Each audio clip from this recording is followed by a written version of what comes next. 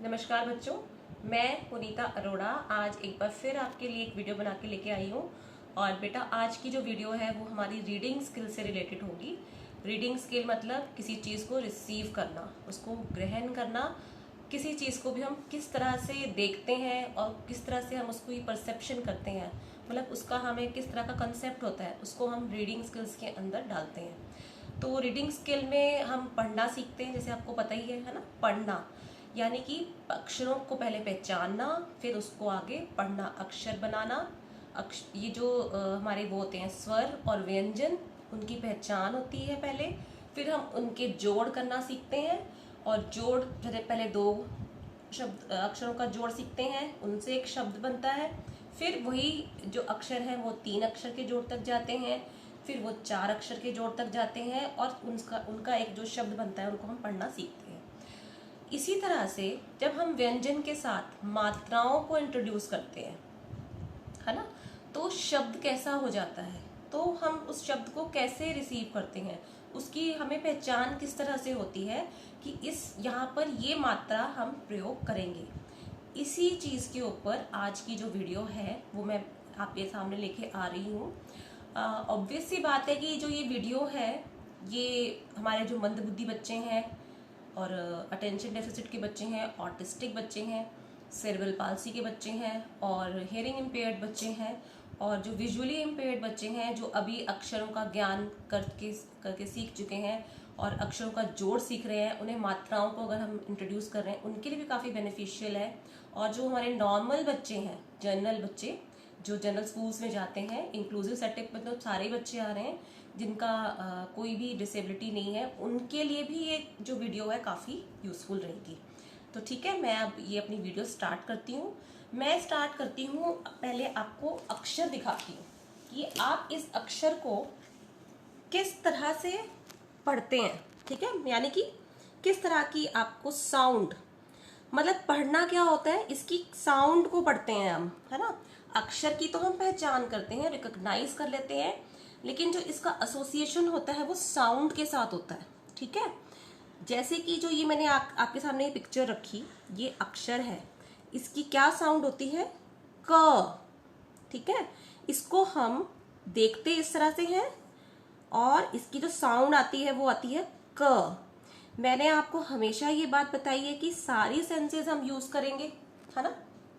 जब भी हम कोई स्किल करेंगे इंटीग्रेशन ऑफ सेंसेस यूज करेंगे। ठीक है, सारी सेंसेस हमारी यूज होंगी जब भी हम कोई स्किल करेंगे।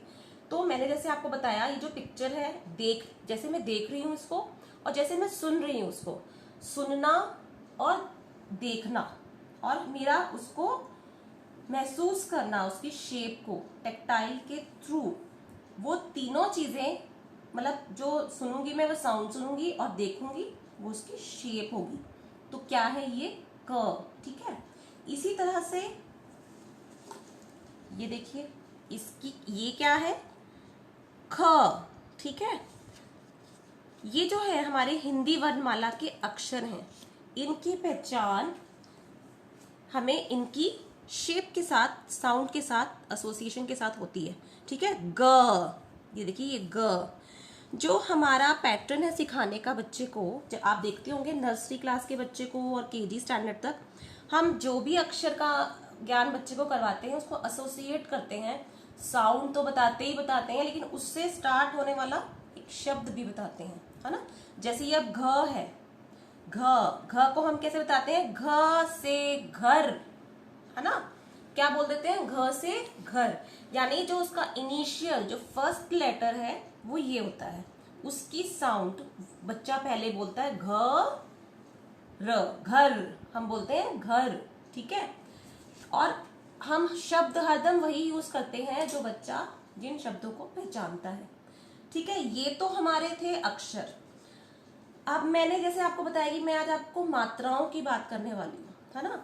तो जैसे ये क है, क, देखिए हमने इसको बोला क, अब मैं इसको बोलूंगी का, मेरा मुंह खुला, क्या मात्रा आई साथ में, आ। देखिए जो ये मैं जब कह रही हूँ कि जो इसकी शेप है वो क है, क की साउंड इसके साथ एसोसिएटेड है, लेकिन मैंने जब बोल दिया का, तो देखो साउंड चेंज हुई, तो यहाँ पर यानी कोई बदलाव आना चाहिए, तभी तो वो साउंड चेंज करेंगे ना हम, क्योंकि हमने एसोसिएट किया हुआ है इसकी साउंड क से। अब मैं बोल रही हूं का, तो का कैसे बनेगा, ये जोड़ के, ठीक है। या इसको आप और समझने के लिए यहीं रख दीजिए। ये है हमारी आ की मात्रा, ठीक है। क में आ की मात्रा लगी तो क्या बन गया, का। क्या बन गया, का। अब हमें इस जो शेप को, इस अक्षर को इस डंडे के साथ, जो आ की मात्रा है, जो एक लकीर है, मैंने जानबूझ के ये लाल रंग की बनाई है ताकि हम इसको अलग से पहचान करवा सके बच्चे को, कि जहां पर ये होगी वहां पर जो है उसकी साउंड जो है अक्षर की वो बदल जाएगी, वो हो जाएगी का, ठीक है। इसी तरह से ये देखिए, ये है, जब ये हट गया तो ये है ख, और जब मैंने यहां लगाई मात्रा तो क्या बन गया, खा। देखो साउंड चेंज हो गई। ये जो पिक्चर है, ये जो अक्षर बना है, अक्षर के साथ जो मात्रा लगी है, एक शब्द बन गया है, वो क्या बन गया है, खा, ठीक है। हमारा जो मुंह की मूवमेंट है वो भी हम बच्चे को दिखाते हैं, एक हियरिंग पेड बच्चे को, कि जिससे ख से जो हियरिंग पेड बच्चा होता है उसको हम क्या करते हैं, उसको हम लिप मूवमेंट्स भी सिखाते हैं, क्योंकि हमारा इंक्लूसिव सेटअप है। हम बात यहाँ पे सिर्फ एक जनरल क्लास की नहीं कर रहे, एक स्पेशल एजुकेशनल उसकी क्लास की बात नहीं कर रहे हैं, सेग्रीगेटेड क्लास की बात नहीं कर रहे हैं, हम यहाँ पे इंक्लूसिव सेटअप की बात कर रहे हैं। तो जहां पर हम ये जो ख के साथ आ की मात्रा दिखाएंगे, वहीं एक अगर हमारे पास हियरिंग इम्पेयर्ड बच्चा है और जो हमारे मंदबुद्धि बच्चे हैं या लर्निंग डिसेबिलिटी के बच्चे हैं, उनको हम ये भी बताएंगे कि जो हमारा जो आर्टिकुलेटरी सिस्टम है ना, इसका भी रोल है, इसका भी जो हमारी, देखो जैसे मैंने बोला ख, मेरा मुंह देखिए, मुंह की जो मूवमेंट है वो काफी रिस्ट्रिक्टेड है, यहाँ पे ख, हवा एकदम से बाहर निकल गई, और जब मैंने ये मात्रा लगा दी साथ में तो क्या बन गई, खा। हमारा मुंह जो है वो थोड़ा सा खुल गया और जो हवा है बिल्कुल बाहर आई एकदम से एक प्रेशर के साथ, ठीक है। ये आप है ना, थोड़ा सा बच्चे जो विजुअली इम्पेयर्ड बच्चे हैं, आप उनको महसूस करवा सकते हैं। जैसे ख बोले तो बच्चे को बोलो आगे हाथ रखो, देखो ख, कितनी धीरे से हवा आती है। और इसी तरह से जब मैंने मात्रा लगा दी साथ में तो खा, है ना। तो ये चीजें, क्योंकि जो एक विजुअली इम्पेयर्ड बच्चा होता है वो अपनी सारी सेंसेस को बहुत अच्छे से यूज करता है, वो इस डिफरेंस को बहुत जल्दी महसूस करेगा और वो सीखने में उसकी मदद करेगा, ठीक है। ये मेरा एक्सपीरियंस है, आप लोग यूज कर सकते हैं इस चीज को, क्योंकि हम इंक्लूसिव सेटअप की बात कर रहे हैं, हमें ज्यादा से ज्यादा रेमेडीज यूज करनी पड़ती हैं हर एक कंडीशन के बच्चे को सिखाने के लिए। इसी तरह से अब देखो ये ग, ये क्या है, इसकी साउंड क्या है, ग। अब मैंने जब इसमें आ की मात्रा को जोड़ा, जोड़ा मीन्स ऐड किया, इसके साथ मिलाया, तो क्या बन गया, ग से गा, गा। देखो मुंह खुला ना मेरा, गा, ठीक है। इसी तरह से ये है घ, घ, और हमने जब इसमें आ की मात्रा जोड़ी तो क्या हो गया, घा, है ना, घा। तो ये तो थी एक तरह से इंट्रोडक्शन कि हम आ की मात्रा को कैसे एसोसिएट करते हैं अक्षरों के साथ। इसी तरह से अभी हम जैसे बात कर रहे थे कि अक्षरों को जोड़कर हम बनाते हैं शब्द। मैं सिर्फ यहाँ पे दो अक्षरों के शब्द बताऊंगी आपको, उसमें आ की मात्रा कैसे आप जोड़ सकते हैं, क्योंकि हमने जो भी स्किल सिखाना है वो मतलब पूरा प्रॉपर जनरलाइजेशन तक सिखाना है। सो कॉम्प्लिकेट नहीं करना, सिंपल टू कॉम्प्लेक्स चलेंगे, ठीक है। हम पहले सिर्फ दो अक्षर के जोड़ में ही आ की मात्रा को इंट्रोड्यूस करेंगे, ठीक है। तो मैं जैसे बता रही हूं आपको, मैंने लिया ये दो अक्षर, ठीक है। अगर हम इनको साथ में मिलाकर पढ़ें तो ये क्या बनता है, ध्यान से देखो, क, और ये क्या है, इसकी साउंड क्या है, ल। हम जब भी अक्षर को जोड़ते हैं शब्द बनाने के लिए तो क्या बन जाता है ये? कल। कल, क्योंकि क ल, ठीक है। इसी तरह से अगर मैं यहाँ पर बीच में आ की मात्रा जोड़ दूं तो ये जो मात्रा है ये इसके साथ लगेगी। समझ रहे हो बेटा? जो अक्षर आ की मात्रा से इस साइड है, बाएं साइड है ना, जो इस साइड है उसे पहले उसके साथ ये मात्रा जुड़ती है, इसके साथ नहीं जुड़ेगी, ठीक है। क के साथ जब जुड़ी तो मैंने क्या बताया था आपको, ये क्या बन गया? का। और साथ में जुड़ा ल तो क्या बन गया? काल। ठीक है, ठीक है, काल। ये एक शब्द बन गया नया, पहले ये कल था, ठीक है। और अब बन गया काल। आप ये भी चीज बच्चे को बताइए कि जब आ की मात्रा जुड़ जाती है तो उस शब्द का मतलब भी बदल जाता है।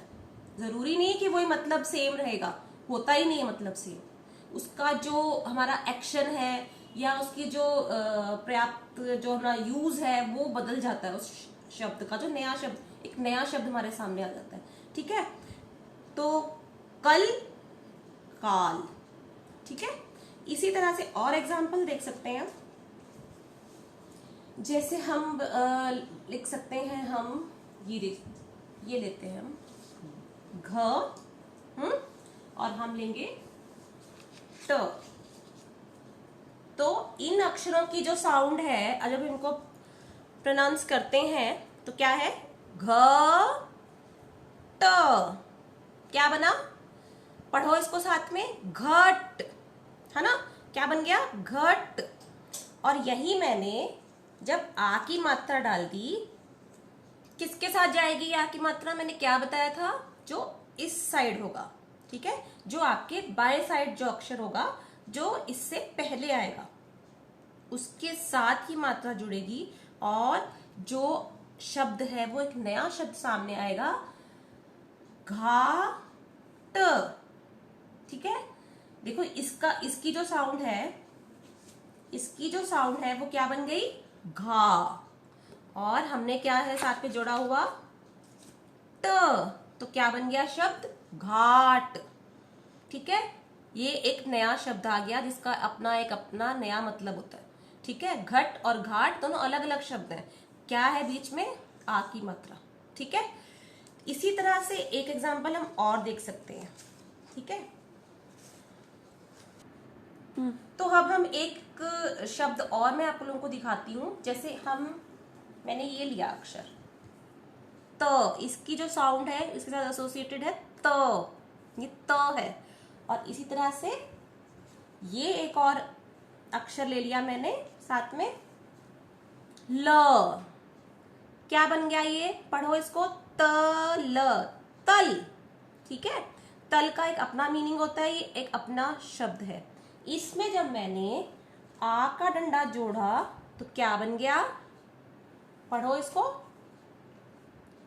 त और आ का डंडा ता, ल, ताल, ताल। ठीक है, तल और ताल दोनों ही अलग अलग शब्द हैं, लेकिन यहाँ पर जब आ का डंडा लग गया तो दोनों शब्द अलग अलग हो गए, है ना। तो चलो ये बच्चों आपको समझ आया? यानी यहाँ सिर्फ साउंड को आपको पहचानना है, अपना जो मैकेनिज्म है ना हमारा ये जो बोलने का, इसको देखना है और उस हिसाब से शब्द को पहचानना है कि वो कहाँ पर आ की मात्रा जुड़ रही है, किस अक्षर के साथ उसकी साउंड चेंज होगी। ठीक है, तो हम बच्चे को मेंटेन करने के लिए क्या कर सकते हैं? हम बच्चे को मेंटेन करने के लिए ऐसे दो शब्द दे सकते हैं। ठीक है, मैंने यहाँ पर दो अक्षर का जोड़ नहीं लिया, सीधे मात्राएं ले ली हैं, क्योंकि मैं ये मानकर चल रही हूँ कि बच्चे दो अक्षर का जोड़ अच्छे से पढ़ रहे हैं, तभी हम आ की मात्रा को इंट्रोड्यूस कर रहे हैं।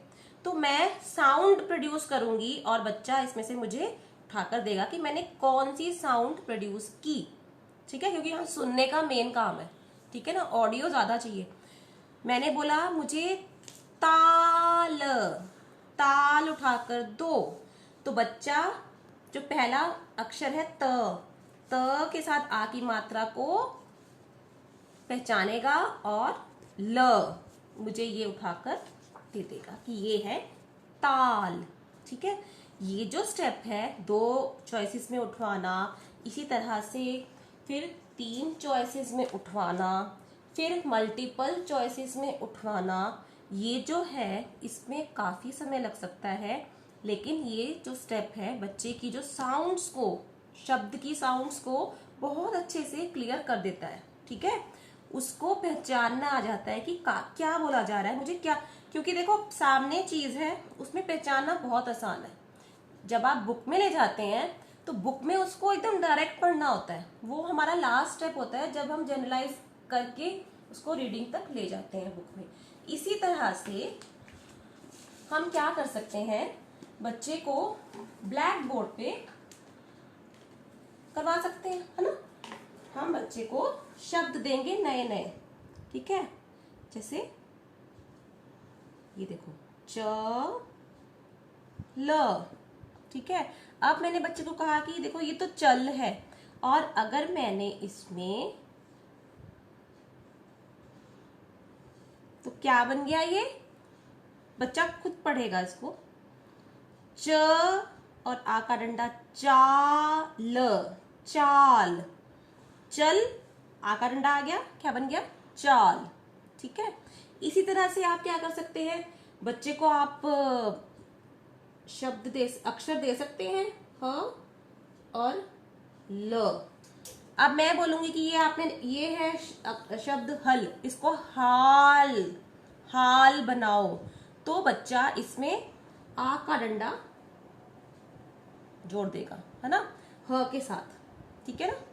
तो बच्चों इसी तरह से आप की मात्रा को अपने रीडिंग में और अपनी जो पढ़ाई है, जो आप पुस्तकें पढ़ते हैं उसमें यूज कर सकते हैं।